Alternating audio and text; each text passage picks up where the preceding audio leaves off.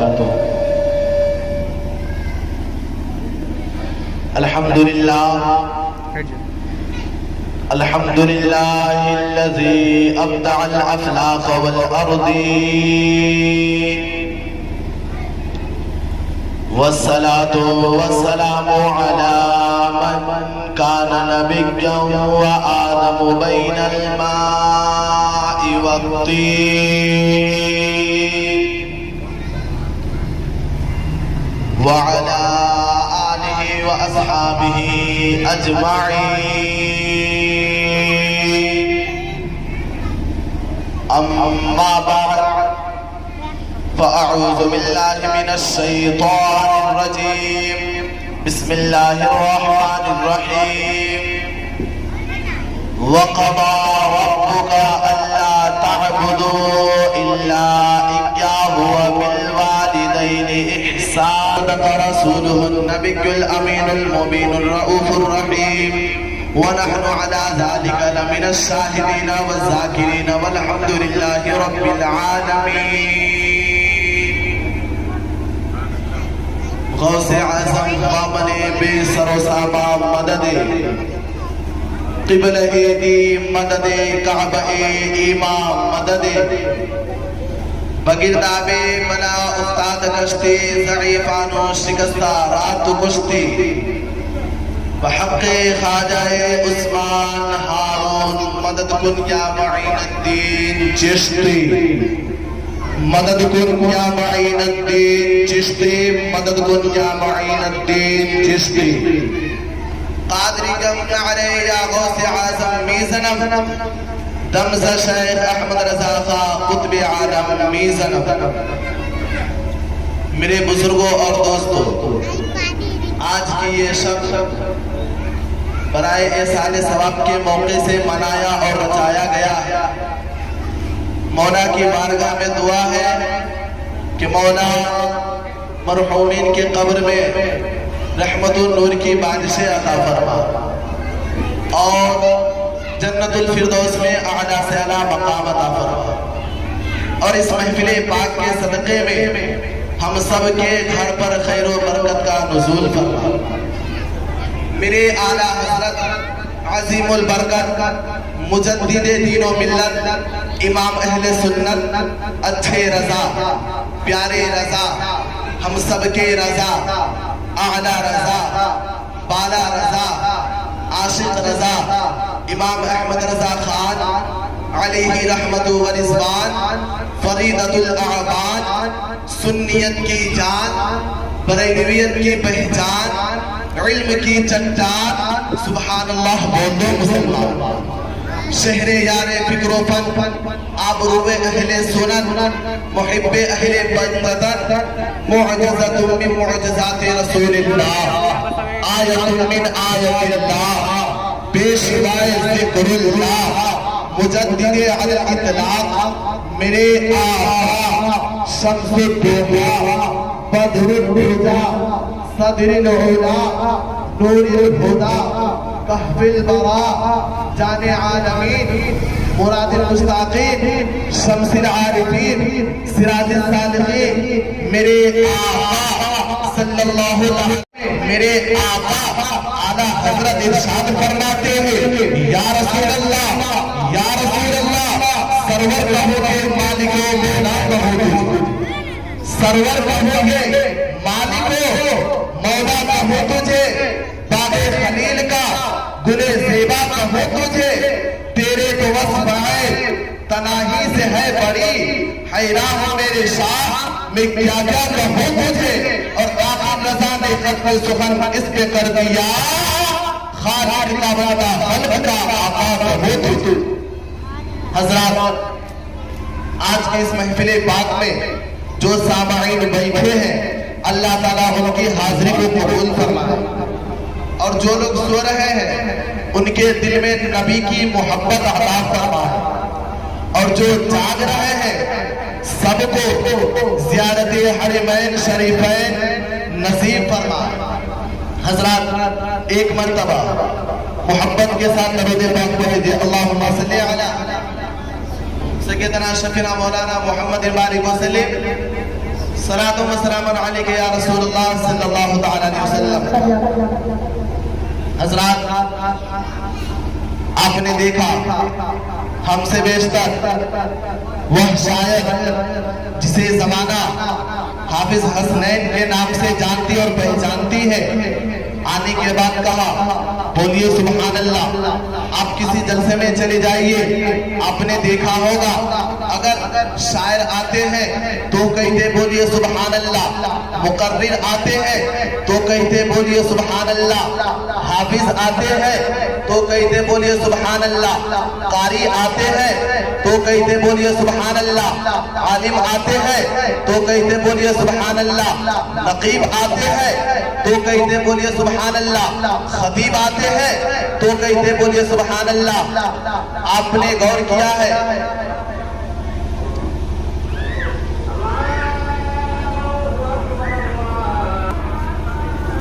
दुरूद पाक पढ़िए, अल्लाहुम्मा सल्ली अला सय्यिदना शफीना मौलाना मुहम्मद वाली मुस्लिम सल्लल्लाहु अलैहि वसल्लम। हजरात मोहतरम, तो मैं अर्ज कर रहा था कि आप किसी जलसे में चले जाइए, आपने देखा होगा अगर शायर आते हैं तो कहते बोलिए सुभान अल्लाह, कारी आते हैं तो कहते बोलिए सुभान अल्लाह, नकीब आते हैं तो कहते बोलिए सुभान अल्लाह, खतीब आते हैं तो कहते बोलिए सुभान अल्लाह। आपने गौर किया है कि आखिर सब सुभान अल्लाह बोलवाते क्यों हैं? नकीब आए तो सुभान अल्लाह, खतीब आए तो सुभान अल्लाह, आलिम आए तो सुभान अल्लाह, हाफिज आए तो सुभान अल्लाह, कारी आए तो सुभान अल्लाह, मुफ्ती आए तो सुभान अल्लाह। जितने भी आते हैं सब सुभान अल्लाह बोलने के लिए बोलते हैं। आपने गौर किया है कि आखिर सब सुभान अल्लाह बोलते क्यों है? वो जनेश्वर के सुन्नी मुसलमानों, जलालुद्दीन रहमानी आपको पैगाम दे रहा है कि आखिर सब सुभान अल्लाह बोलवाते क्यों है? सब सुभान अल्लाह बोलते क्यों है? इसमें फायदा क्या है? इसमें इनकम क्या है? इसमें प्रॉफिट क्या है? तो आओ चलो मेरे चलो बारगाह अर्श आज़म में पहुंचे अल्लाह के मुकद्दस फरिश्ते। जब देखा अर्श आज़म को, अर्श आज़म घूम रहा है, अर्श आज़म मचल रहा है, अर्श आज़म बरप रहा है। अल्लाह के मुकद्दस फरिश्तों ने देखा तो कहा ओ अर्श आज़म, आज तुम्हारे अंदर ये चेंजिंग कैसी, ये तब्दीली कैसी? आज तुम झूम क्यों रहे हो? आज तुम मचल क्यों रहे हो? आज तुम तरफ क्यों रहे हो? तो जरा गौर करना। अर्श आज़म ने जवाब दिया ओ अल्लाह के मुकद्दस फरिश्ते, क्या तुझे खबर नहीं है कि सारी दुनिया सो रही है, सारे लोग सो रहे हैं, पूरी दुनिया के लोग अपने बिस्तरों पर आराम कर रहे हैं, लेकिन जलेश्वर की सरजमीन पर नौजवान महफिल में बैठे हैं, बूढ़े महफिल में बैठे हैं, औरतें पर्दा में समाअत कर रही है और इस मस्ती में ये खामोश नहीं बैठे, बल्कि जब उलमा आते हैं तो ये अपने हाथों को फिजाओं में बुलंद करके कभी सुभान अल्लाह बोलते हैं, कभी अल्हम्दुलिल्लाह बोलते हैं।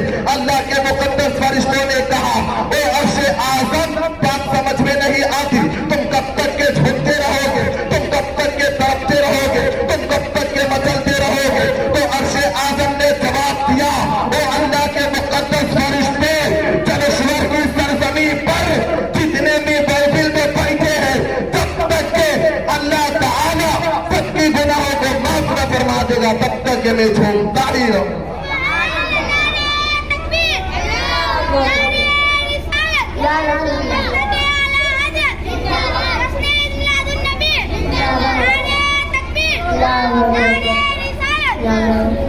हज़रात मोहतरम, खुतबा के बाद मैंने जिस आयत करीमा की तिलावत करने का शर्फ हासिल किया, वक़ज़ा रब्बुका अल्ला ताअबुदू इल्ला इय्याहु व बिल वालिदैनि इहसाना।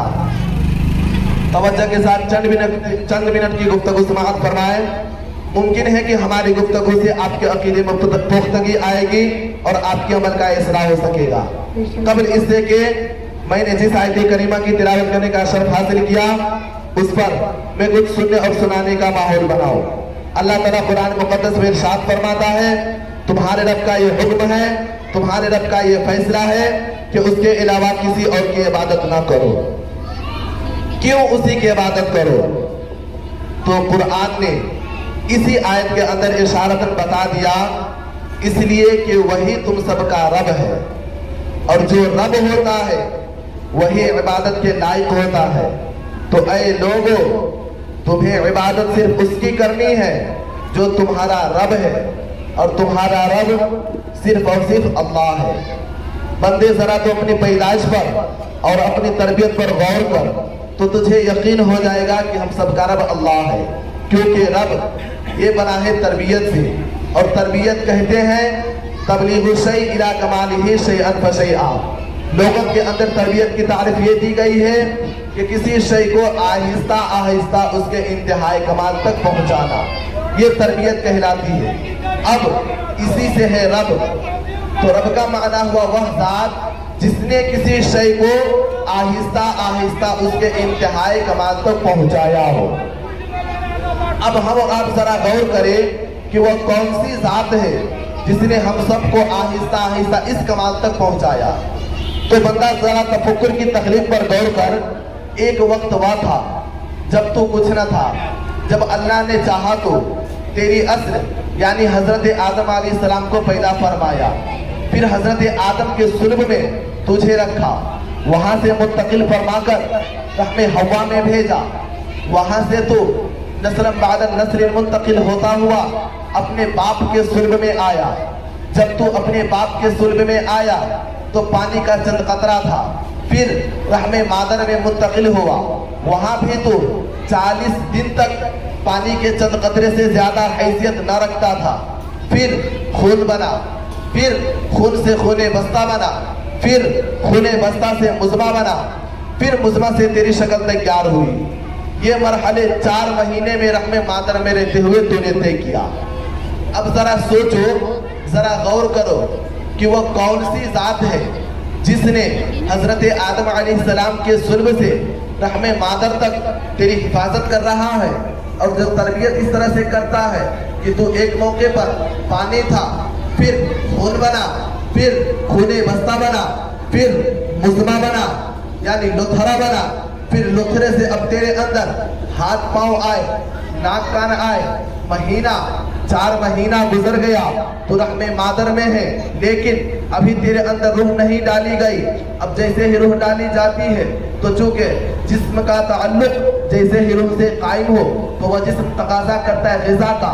اب بندہ تو ماں کے پیٹ میں ہے، لیکن وہ رب قدیر، وہ خالق کائنات تجھے غذا کس طرح سے پہنچاتا ہے کہ کل تک جو تیرے ماں کے جسم سے فاسد خون جو ہر مہینے نکلا کرتا تھا، اب اللہ نے اس کو تیرے لیے غذا بنا دیا، اللہ نے تیرے ناف سے ایک راستہ قائم کر دیا، اللہ نے اس خون کو تیرے پیٹ تک پہنچانے کا ایک راستہ بنا دیا۔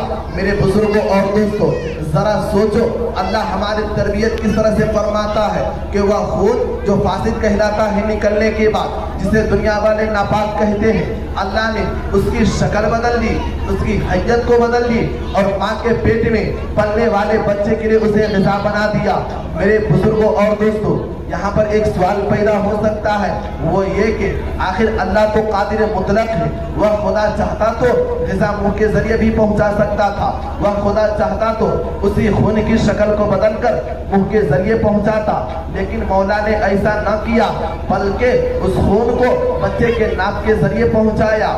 وہ اس لیے تاکہ بندہ اپنی تخلیق کے اس مرحلے پر غور کرے تو سمجھے کہ اللہ نے ہماری زبان کی حفاظت کس طرح سے فرمائی ہے، اللہ نے ہماری منہ کی حفاظت کس طرح سے فرمائی ہے کہ وہ خون جو فاسد کہلاتا ہے نکلنے کے بعد اس خون کو بھی ہمارے منہ کے ذریعے جانے نہ دیا، اس خون کو بھی ہمارے منہ کے ذریعے جانے نہ دیا، تاکہ بندہ یہ سمجھے کہ اے بندہ وہ تیرا رب ہے جس نے تیرے منہ کی پاکیزگی کی حفاظت رحم مادر میں فرمائی کہ وہ خون جو فاسد کہلاتا ہے نکلنے کے بعد، وہ خون جو آنے کے بعد ناپاک کہا جاتا ہے، اللہ نے اس خون کو بھی تیرے منہ کے ذریعے جانے نہ دیا۔ بندہ جب سن شعور کو پہنچے تو خیال کرے کہ جس خدا نے ناعقلی کے موقع پر تیرے زبان اور تیرے منہ کی حفاظت کی تھی تو کیسا بنتا ہے کہ آج تجھے عقل ہو گئی ہے، تو کیسا بنتا ہے کہ آج تجھے شعور ہو گیا ہے، تو کیسا بنتا ہے کہ آج تجھے قدرت ہو گئی ہے، اور اس قدرت و اختیار کے باوجود، اس شعور و عقل کے باوجود تو اپنے ہاتھوں سے شراب جیسے ناپاک قطرے کو منہ میں لے جاتا ہے، تاری جیسے ناپاک قطرے کو منہ میں لے جاتا ہے۔ ارے سنو اے شعور والے عقل مندوں اور دانش مندوں، تجھ سے बच्चा जो माँ के पेट में रहकर अपने मुंह को नापाक चीजों से महफूज रखता है तो कैसा अक्लमंद कहलाता है, तो कैसा दानिशमंद कहलाता है कि आज अक्ल शऊर रखने के बावजूद तो अपने हाथों से शराब जैसे नापाक कतरे को मुंह में लेकर अपने मुंह को नापाक करता है, तारी जैसे नापाक चीज को पीकर अपने मुंह को नापाक करता है, गाली गलौज करके अपने मुंह को गंदा करता है। तो ऐ मेरे बंदो, अल्लाह ने हमारी तरबियत इस तरह से फरमाई। अब बच्चा माँ के पेट में बढ़ता चला जाता है, बढ़ता चला जाता है, हाथ पांव बढ़ रहे हैं, जैसे जैसे हाथ पांव बढ़ रहे हैं वैसे वैसे माँ का पेट बढ़ रहा है। अब जरा सोचो कि वह कौन है जो बच्चे का हाथ पांव बढ़ा रहा है, जरा सोचो तो कि वह कौन है जो माँ के पेट को बढ़ा रहा है। वह पेट जिसमें 3 रोटी से ज्यादा न जा सकता था, आज 4 किलो का बच्चा परवरिश पा रहा है कोई दुनिया का तबीब जो पेट में ये तब्दीली ला दे? है कोई दुनिया का तबीब जो हाथ पांव और ये नक्शा बना दे? बंदा कहेगा नहीं, ये तो सिर्फ अल्लाह की कुदरत से है। तो मेरे बुजुर्गों और दोस्तों, यहीं से एक बड़ा प्यारा अकीदा मिलता है। यही बात मैंने दूसरी जगह पर भी कहा था, आप भी इसको नोट कर लीजिए। आप अगर किसी तबीब से पूछिए, ये तबीब भी आपको बताएंगे, ये डॉक्टर भी आपको बताएंगे कि बच्चा के 4 महीने के बाद अब उसमें रूह डाली जाती है और बच्चा माँ के पेट में जिंदा रहता है, बच्चा माँ के पेट में हरकत करता है। अब जरा सोचिए कि वह बच्चा जो माँ के पेट में जिंदा है, अब जरा सोचिए जो बच्चा माँ के पेट में जिंदा है हवा कहाँ से पा रहा है? आपने देखा होगा अगर बच्चा माँ के पेट में हरकत न करता है तो माँ परेशान होने लगती है, बच्चा हरकत न करे तो बाप परेशान होने लगता है और डॉक्टरों के पास जाते हैं, डॉक्टर साहब क्या बात है, मेरा बच्चा हरकत नहीं कर रहा है। पता चला बच्चा माँ के पेट में जिंदा है, बच्चा माँ के पेट में हरकत करता है। अब जरा सोचो कि वह बच्चा जो माँ के पेट में जिंदा है हवा कहाँ से पा रहा है? वह बच्चा जो माँ के पेट में जिंदा है उस तक हवा कैसे पहुँच रही है, उस तक ग़िज़ा कैसे पहुँच रही है? उस बच्चे के लिए क्या कहीं से रोशनदान खोल दिया गया है? उस बच्चे के लिए क्या कहीं से ऑक्सीजन का इंतजाम कर दिया गया है? तो बस आपका बर्दाश्ता जवाब होगा, वह बच्चा जिंदा है तो महज अल्लाह की कुदरत से। तो ऐ मेरे बुजुर्गों और दोस्तों, जरा सोचो, जरा गौर करो और उन लोगों को जवाब देने की कोशिश किया करो जो कहते हैं नबी मरकर मिट्टी में मिल गए, जो कहते हैं कि भला कब्र में जाने के बाद कोई जिंदा क्या रहेगा। अरे नादान, अगर तू अपनी पैदाइश पर गौर कर लिया होता तो नबी की जिंदगी पर एतराज न करता। जब तू 4 महीने के उम्र में माँ के पेट में जिंदा रह सकता है तो मेरे मुस्तफा रोज़े अनवर में जिंदा क्यों नहीं रह सकते? खुदा की कसम खा के कहता हूँ कि अगर हम अपने बचपने पर गौर कर ले तो नबी के मरने के कायल कभी नहीं हो सकते, नबी के मुर्दा होने के कायल कभी नहीं हो सकते। ये बचपने में हमें ये अकीदा सिखा दिया जाता है कि ऐ बच्चा, जिस तरह से तेरा रब माँ के पेट में तुझे जिंदा रखने पर कादिर है, वैसे ही मुस्तफा का रब अपने महबूब को रोज़े अनवर में जिंदा रखने पर। हजरत, अब बच्चा बढ़ता चला जा रहा है, बढ़ता चला जा रहा है, यहाँ तक कि अब बच्चा पैदा हो गया। अब बच्चा जैसे ही पैदा होता है अब उसकी ग़िज़ा का अंदाज बदल गया, ग़िज़ा की शक्ल बदल गई और उस बच्चे के लिए कोई और ग़िज़ा बन जाता है। हज़रात, मैं इन्हीं चंद लफ्ज़ों के साथ अपनी खत्म कर रहा हूँ। इंशाअल्लाह फिर कभी मौका मिले तो आप लोगों के सामने में बयान किया जाएगा।